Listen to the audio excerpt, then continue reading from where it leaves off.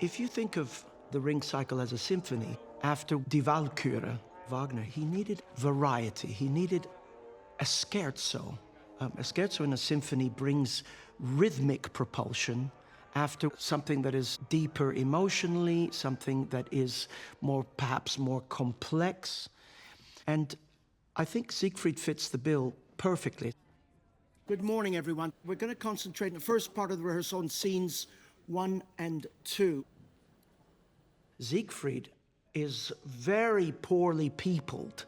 Nothing much really happens in the opera except question and answers.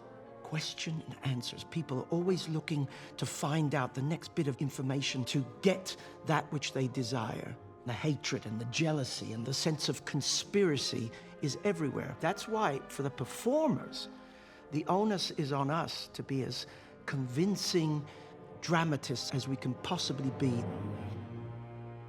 In Act 1, Wagner takes material that he's already used in Das Rheingold.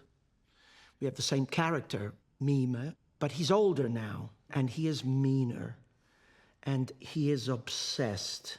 And by simple means, he contemplates. We hear a rumble in the timpani, and then 2 bassoons.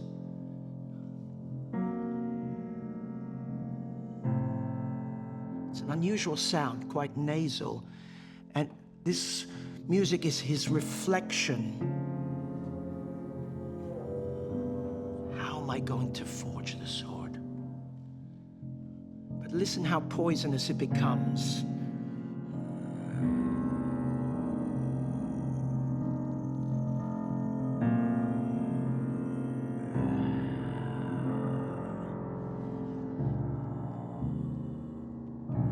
Hear the tuba, and this is the music of Fafner, the monster, the dragon who is, and that tick,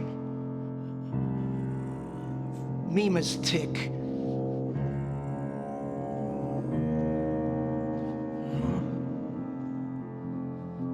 You see, this is a whole opera in itself, just these gestures. That thought, the thought that becomes poison, and the, how do I do it?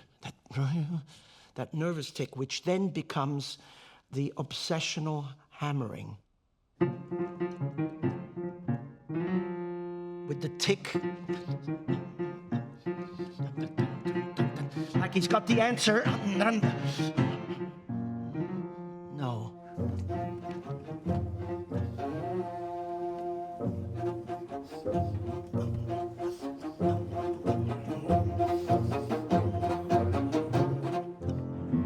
Now we get the mix of the hammering and the dragon. The moan, his desire. Here's the dragon.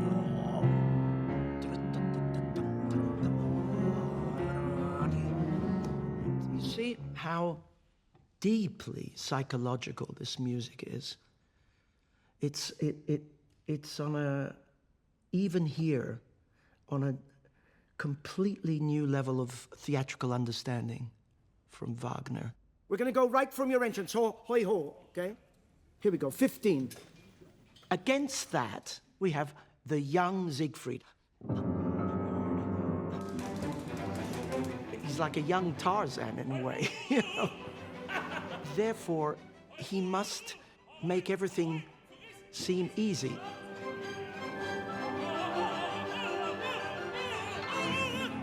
And he goes, hoi, hoi ho, I'm here, you know.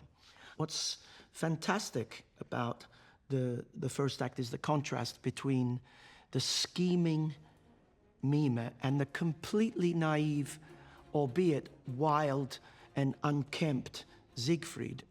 Siegfried has no real identity. He has no fear. He doesn't know about his background. This search for identity is such a very, very strong theme in all the Ring, or everybody fighting for their identity. We're very, very fortunate to have Andreas Schager singing the role.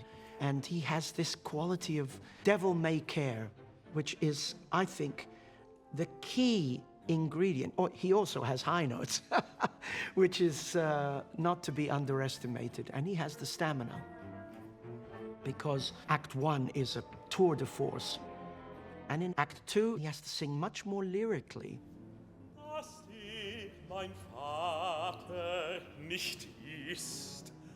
So instead of hammering on his voice, all of a sudden he has to become more poetic. And in Act 3, this sense of discovery.